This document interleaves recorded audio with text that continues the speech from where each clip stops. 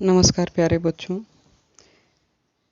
स्वागत करती हूँ मैं अनीता त्रिपाठी आपके अपने channel each one teach one पे। प्यारे बच्चों, आज मैं आप लोगों को कन्हैयालाल मिश्र प्रभाकर जी का साहित्यिक जीवन परिचय बताने जा रही हूँ। आप लोग इसे ध्यान से पढ़िए और समझिए। कन्हैयालाल मिश्र प्रभाकर स्वतंत्रता संग्राम की अमर ज्योति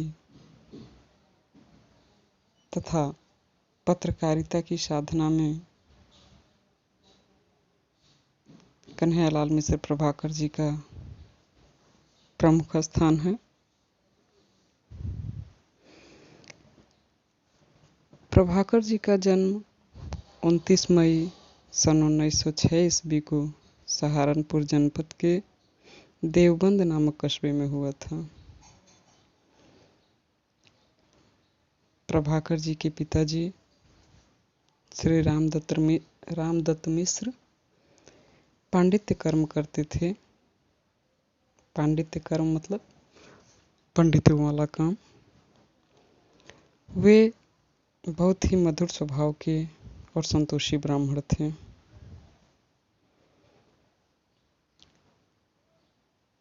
और इनके माताजी का स्वभाव बहुत ही तेज था।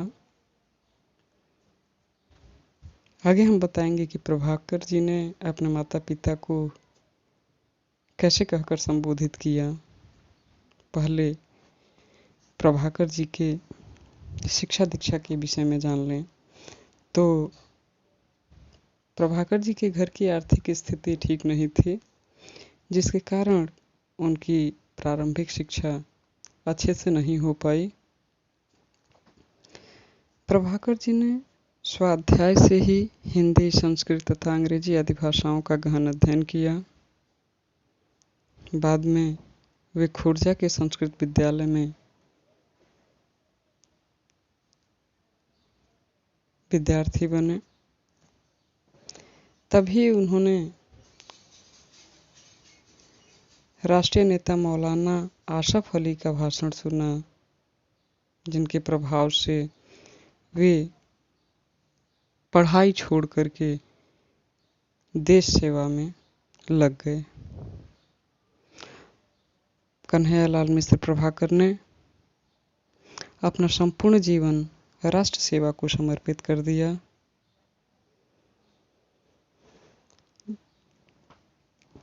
प्रभाकर जी बहुत ही उदारवादी, राष्ट्रवादी तथा मानवतावादी विचारधारा के व्यक्ति थे।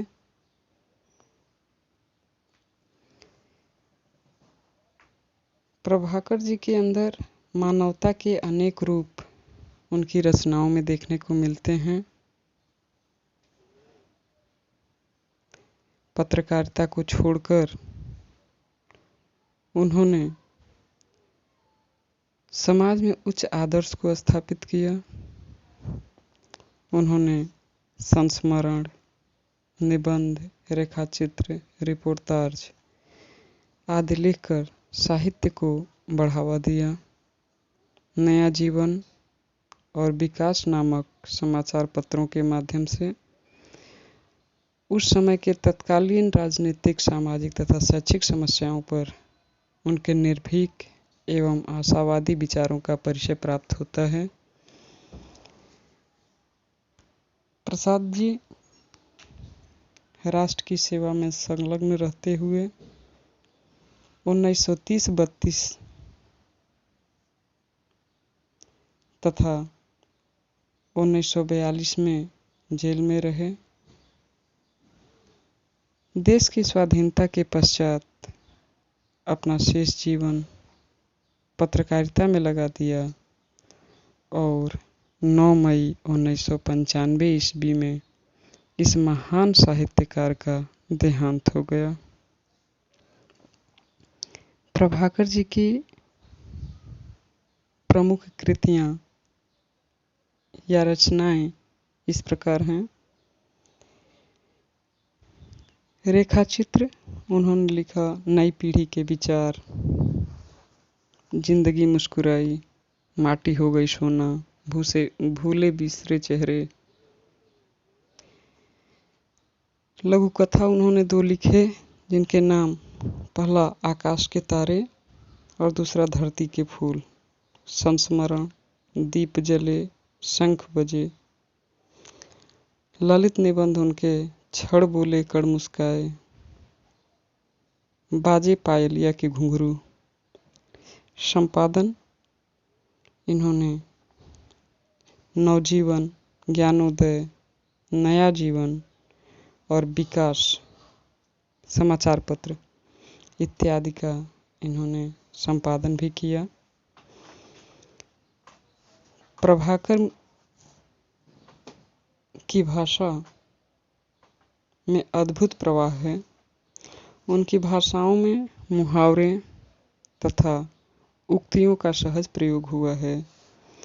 आलंकारिक भाषा से उनकी रचनाओं ने कविता जैसे सौंदर्य प्राप्त कर लिया है। उनके वाक्य छोटे छोटे और सुसंगठित हैं। उनकी भाषा में व्यंग्यात्मकता, सरलता, मार्मिकता, चुटीलापन तथा भावाभिव्यक्ति की क्षमता है।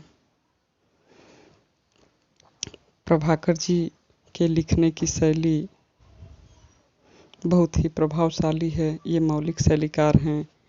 इन्होंने 4 शैली का प्रयोग किया है, जिसमें भावनात्मक शैली, वर्णनात्मक शैली, नाटकीय शैली और चित्रात्मक शैली प्रमुखतः हैं।